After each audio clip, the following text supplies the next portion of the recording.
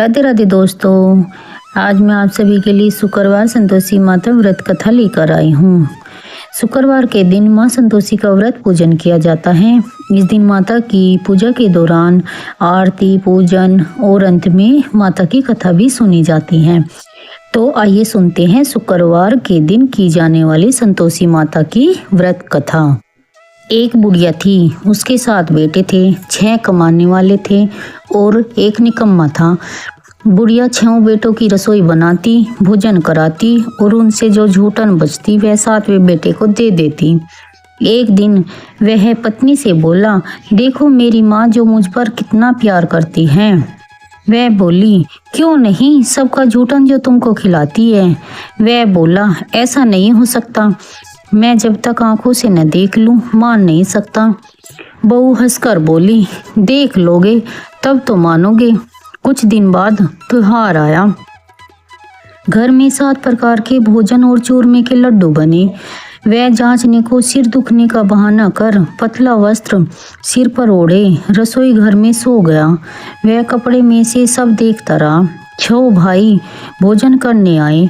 उसने देखा माँ ने उनके लिए सुंदर आसन बिछा नाना प्रकार की रसोई परोसी और आग्रह करके उन्हें जिमाया। वह देखता रहा। 6 भोजन करके उठे। तब माँ ने उनकी झूठी थालियों में से लड्डू के टुकड़े उठाकर एक लड्डू बनाया। झूठन साफ कर बुढ़िया माँ ने उसे पुकारा, बेटा 6 भाई भोजन कर गए, अब तू ही बाकी है, उठ तू कब खाएगा। वह कहने लगा, माँ मुझे भूख नहीं है, अब मैं परदेश जा रहा हूँ। माँ ने कहा, कल जाता हो तो आज चला जा। वह बोला, हाँ आज ही जा रहा हूँ। यह कहकर वह घर से निकल गया। चलते समय पत्नी की याद आ गई। वह गौशाला में कंडे थाप रही थी। वहां जाकर बोला, हम जावे परदेश आवे कुछ काल, तुम रहियो संतोष से धर्म आपनो पाल। वह बोली, जाओ पिया आनंद से हमारो सोच हटाए, राम भरोसे हम रहे ईश्वर तुम्हें सहाय। 2 निशानी आपन देख धरू में धीर, सूधी मती हमारी बिसारियो रखियो मन गंभीर। वह बोला, मेरे पास तो कुछ नहीं है, यह अंगूठी है सो ले और अपनी कुछ निशानी मुझे दे। वह बोली, मेरे पास क्या है, यह गोबर भरा हाथ है। यह कह कर उसकी पीठ पर गोबर के हाथ की थाप मार दी। वह चल दिया। चलते चलते दूर देश पहुंचा। परदेश में नौकरी। वहाँ एक साहूकार की दुकान थी। वहाँ जाकर कहने लगा, भाई मुझे नौकरी पर रख लो। साहूकार को जरूरत थी, बोला रह जा। लड़के ने पूछा, तनख्वाह क्या दोगे। साहूकार ने कहा, काम देखकर दाम मिलेंगे। साहूकार की नौकरी मिली। वह सुबह 7 बजे से 10 बजे तक नौकरी बजाने लगा। कुछ दिनों में दुकान का सारा लेन देन, हिसाब किताब, ग्राहकों को माल बेचना, सारा काम करने लगा। साहूकार के 7-8 नौकर थे। वे सब चक्कर खाने लगे। यह तो बहुत ही होशियार बन गया है। सेठ ने भी काम देखा और 3 महीने में ही उसे आधे मुनाफे का हिस्सेदार बना लिया। वह कुछ वर्ष में ही नामी सेठ बन गया और मालिक सारा कारोबार उस पर छोड़कर चला गया। उधर उसकी पत्नी को सास ससुर दुख देने लगे। सारी गृहस्थी का काम करा के उसे लकड़ी लेने जंगल में भेजते। इस बीच घर के आटे से जो फूसी निकलती और उसकी रोटी बनाकर रख दी जाती और फूटे नारियल की नारेली में पानी भरकर उसे दे देते।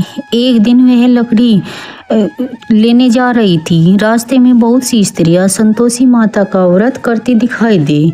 वह वहां खड़ी होकर कथा सुनने लगी और पूछा, बहनों तुम किस देवता का व्रत करती हो और उसके करने से क्या फल मिलता है। यदि तुम इस व्रत का विधान मुझे समझाकर कहोगे तो मैं तुम्हारा बड़ा एहसान मानूंगी। तब उनमें से एक स्त्री बोली, सुनो, यह संतोषी माता का व्रत है। इसके करने से निर्धनता, दरिद्रता का नाश होता है और जो कुछ मन में कामना हो वह सब संतोषी माता की कृपा से पूरी हो जाती है। तब उसने उससे व्रत की विधि पूछी। वह भक्तिनी स्त्री बोली, 1.25 आने का गुड़ चना लेना, इच्छा हो तो 5.25 आने का लेना, या 1.25 रुपये का भी सहूलियत के अनुसार लाना। बिना परेशानी और श्रद्धा व प्रेम से जितना भी बन पड़े सवाया लेना। प्रत्येक शुक्रवार को निराहार रहकर कथा सुनना, इसके बीच कर्म टूटे नहीं। लगातार नियम पालन करना। सुनने वाला कोई न मिले तो घी का दीपक जलाकर उसके आगे या जल के पात्र को सामने रखकर कथा कहना। जब कार्य सिद्ध न हो तो नियम का पालन करना और कार्य सिद्ध हो जाने पर व्रत का उद्यापन करना। 3 मास में माता फल पूरा करती है। यदि किसी के ग्रह खोटे भी हो तो भी माता वर्ष भर में कार्य सिद्ध करती है। फल सिद्ध होने पर उद्यापन करना चाहिए, बीच में नहीं। उद्यापन में 2.5 सेर आटे का खाजा तथा इसी की परिमाण से खीर तथा चने का साग करना। 8 लड़कों को भोजन कराना। जहाँ तक मिले देवर जेठ भाई बंधु के हो, न मिले तो रिश्तेदारों और पास पड़ोसियों को बुलाना। उन्हें भोजन करा शक्ति के अनुसार दक्षिणा देना। माता का नियम पूरा करना। उस दिन घर में खटाई न खाना। यह सुन बुढ़िया के लड़के की बहू चल दे। व्रत का प्रण करना और संतोषी माता के दर्शन भी करना। रास्ते में लकड़ी के बोझ को बेच दिया और उन पैसों से गुड़ चना ले माता के व्रत की तैयारी कर आगे चली और सामने मंदिर देखकर पूछने लगी, यह मंदिर किसका है? सब कहने लगे, संतोषी माता का मंदिर है। यह सुनकर माता के मंदिर में जाकर चरणों में लौटने लगी। दीन हो विनती करने लगी, माँ मैं निपट अज्ञानी हूँ, व्रत के कुछ भी नियम नहीं जानती। मैं दुखी हूँ, हे माता जगत जननी, मेरा दुख दूर करने में मेरी सहायता करो, मुझे अपनी शरण में लो। ये एक शुक्रवार बीता कि दूसरे को उसके पति का पत्र आया और तीसरे शुक्रवार को उसका भेजा हुआ पैसा आ पहुंचा। यह देख जेठ जिठानी मुंह सिकोड़ने लगे। लड़के ताने देने लगे। काकी के पास पत्र आने लगे, रुपया आने लगा। अब तो काकी की खातिर बढ़ेगी। बेचारी सरलता से कहती, भैया कागज आवे रुपया आवे, हम सब के लिए अच्छा है। ऐसा कहकर आंखों में आंसू भरकर संतोषी माता के मंदिर में मातेश्वरी के चरणों में गिरकर रोने लगी। माँ मैंने तुमसे पैसा कम मांगा है, मुझे पैसे से क्या काम है, मुझे तो अपने सुहाग से काम है। मैं तो अपने स्वामी के दर्शन मांगती हूँ। तब माता ने प्रसन्न होकर कहा, जा बेटी तेरा स्वामी आएगा। यह सुनकर खुशी से बावली होकर घर में जा काम करने लगी। अब संतोषी माँ विचार करने लगी, इस भोली पुत्री को मैंने कह तो दिया कि तेरा पति आएगा, लेकिन कैसे? वह तो इस स्वप्न में भी याद नहीं करता इसे। उसे याद दिलाने को मुझे ही जाना पड़ेगा। इस तरह माताजी उस बुढ़िया के बेटे के पास जा स्वप्न में प्रकट होने लगी। साहूकार के बेटे सो रहा था या जाग रहा था। वह कहने लगी, माता सोता भी नहीं जागता भी नहीं, कहो क्या आज्ञा है? माँ कहने लगी, तेरे घर बार कुछ है कि नहीं? वह बोला, मेरे पास सब कुछ है, माँ बाप है, बहू है, क्या कमी है? माँ बोली, भोले पुत्र तेरी बहू घोर कष्ट उठा रही है, तेरे माँ बाप उसे परेशानी दे रहे हैं, वह तेरे लिए तरस रही है, तू उसकी सुध ले। वह बोला, हाँ माता जी यह तो मालूम है, परंतु जाऊं तो कैसे? परदेश की बात है, लेन देन का कोई हिसाब नहीं, कोई जाने का रास्ता नहीं, कैसे चला जाऊं? माँ कहने लगी, मेरी बात मान, सवेरे नहा धोकर संतोषी माता का नाम ले, घी का दीपक जलाकर दंडवत कर दुकान पर जा। देखते देखते सारा लेन देन चूक जाएगा, जमा का माल बिक जाएगा। सांझ होते होते धन का भारी भंडार ढेर लग गया। अब बूढ़े की बात मानकर वह नहा धोकर संतोषी माता को दंडवत घी का दीपक जला दुकान पर जा बैठा। थोड़ी देर में देने वाले रुपया लाने लगे, लेने वाले हिसाब लेने लगे। कोठे में भरे सामान के खरीदार नगद काम दे सौदा करने लगे। शाम तक सामान के खरीदार नगद दाम दे सौदा करने लगे। शाम तक धन का भारी ढेर लग गया। मन में माता का नाम ले चमत्कार देख प्रसन्न हो जाने से घर के जाने के रास्ते खुल गए। घर ले जाने के वास्ते गहना कपड़ा सामान खरीदने लगा। वहाँ काम से निमट तुरंत घर को रवाना हुआ। उधर उसकी पत्नी जंगल में लकड़ी लेने जाती है। लौटते वक्त माता जी के मंदिर में विश्राम करती। वह तो उसके प्रतिदिन रुकने का जो स्थान के ठहरा। धूल उड़ती देख वह माता से पूछती, हे माता, यह धूल कैसे उड़ रही है? माता कहती है, हे पुत्री, तेरा पति आ रहा है। अब तू ऐसा कर, लकड़ियों के 3 बोझ बना ले। एक नदी के किनारे रख दे और दूसरा मेरे मंदिर पर और तीसरा अपने सिर पर। तेरे पति को लकड़ियों का गट्ठर देख मोह पैदा होगा।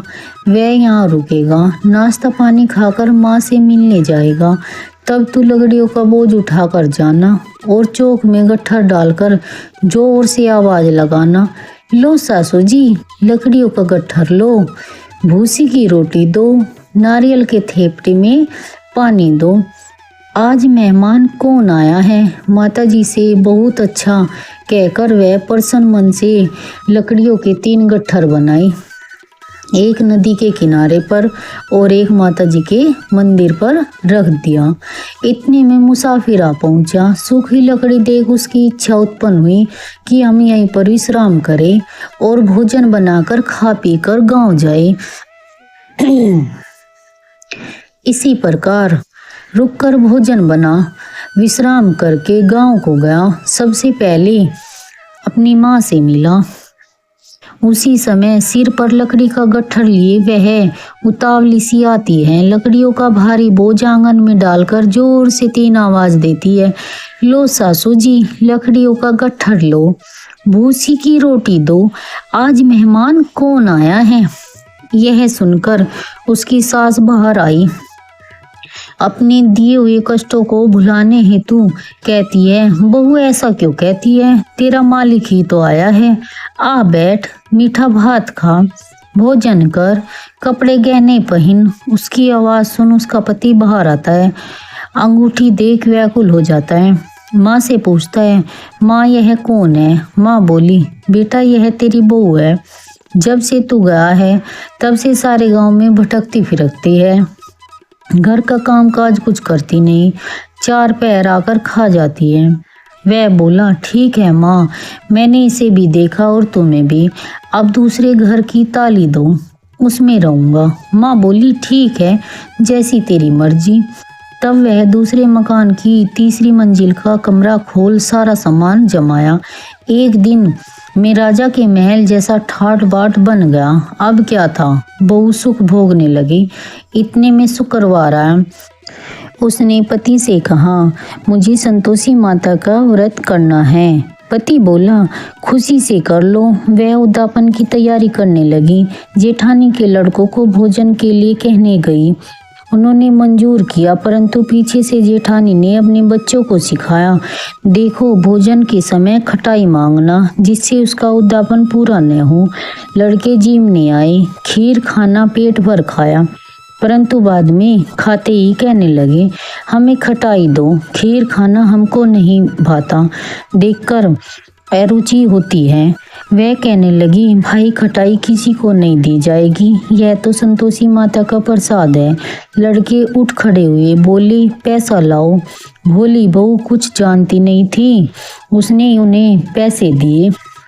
लड़के उसी समय हट करके इमली खटाई ले जाने लगे। यह देखकर बहू पर माताजी ने कोप किया। राजा के दूत उसके पति को पकड़ कर ले गए। जेठानी जेठ मनमाने वचन कहने लगे, लूट लूट कर धन इकट्ठा कर आया है, अब सब मालूम पड़ जाएगा, जब जेल की मार खाएगा। बहू से यह सहन नहीं हुआ। रोती ही माता के मंदिर गई। कहने लगी, हे माता, तुमने क्या किया? हंसाकर अब भक्तों को रुलाने लगी। माता बोली, बेटी तूने उद्यापन करके मेरा व्रत भंग किया है।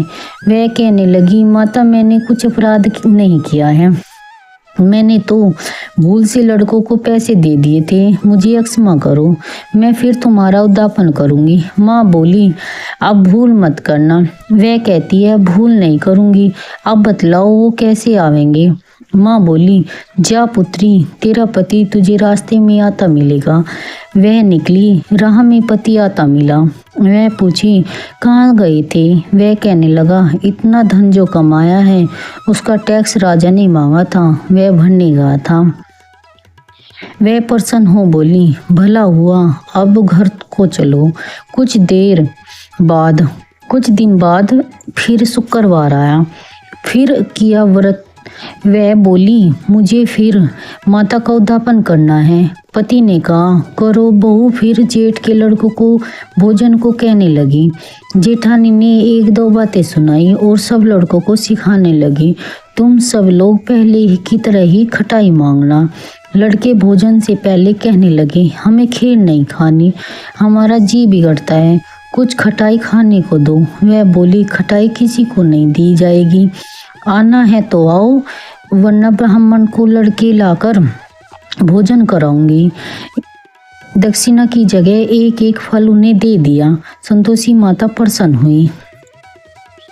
माता की कृपा होते ही 9वें मास में उसके चंद्रमा के समान सुंदर पुत्र प्राप्त हुआ। पुत्र को पाकर प्रतिदिन माता जी के मंदिर को जाने लगी। माँ ने सोचा, वह रोज आती है, आज क्यों न इसके घर चलूं। यह विचार कर माता ने भयानक रूप बनाया। गुड़ चने से सना मुख, ऊपर सूंड के समान होठ, ऊपर मक्खियां भिन भिन कर रही थी। डेली पर पैर रखते ही उसकी सांस चिल्लाई, देखो रे, कोई चुड़ैल डाकिन चली आ रही है, लड़कों इसे भगाओ, नहीं तो किसी को खा जाएगी। लड़के भगाने लगे, चिल्लाकर खिड़की बंद करने लगे। बहू रोशनदान में देख रही थी, प्रसन्नता से पगली बंद चिल्लाने लगी, आज मेरी माताजी मेरे घर आई है, वह बच्चे को दूध पीने से हटाती है। इतने में सास का क्रोध फट पड़ा। वह बोली, क्या उतावली हुई है, बच्चों को पटक दिया।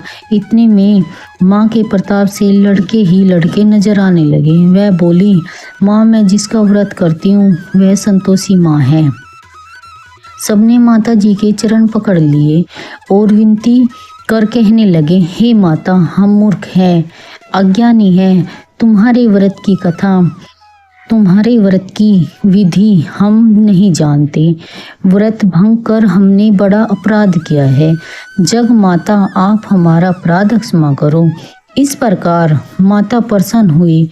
बहू को प्रसन्न हो जैसा फल दिया वैसा माता सबको दे, जो पड़े उसका मनोरथ पूर्ण हो, सभी की मनोकामना पूर्ण हो। बोलो संतोषी माता की जय।